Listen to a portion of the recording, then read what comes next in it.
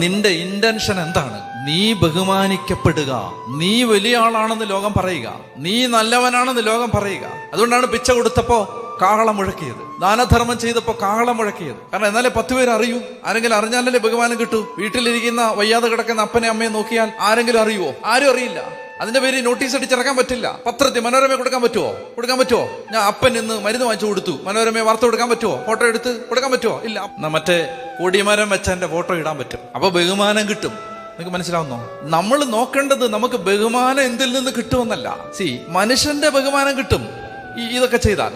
ചെയ്യണ്ടെന്നല്ല, അതൊക്കെ ചെയ്യേണ്ട സമയത്ത് ചെയ്യണം. മനുഷ്യന്റെ ബഹുമാനം കിട്ടും. പക്ഷേ ദൈവത്തിന്റെ കൽപ്പന പാലിച്ചാൽ ദൈവം ബഹുമാനിക്കും. എന്താണ് നിങ്ങൾക്ക് വേണ്ടത്? മനുഷ്യന്റെ ആദരവോ ദൈവത്തിന്റെ ബഹുമാനമോ? നമ്മൾ ദൈവത്തെ എങ്ങനെയാണ് ആരാധിക്കേണ്ടത്? ഒരു വചനം പാലിക്കുമ്പോ അത് ആരാധനയാണ്. ദൈവത്തിന് മഹത്വം കൊടുക്കുമ്പോ അത് ആരാധനയാണ്.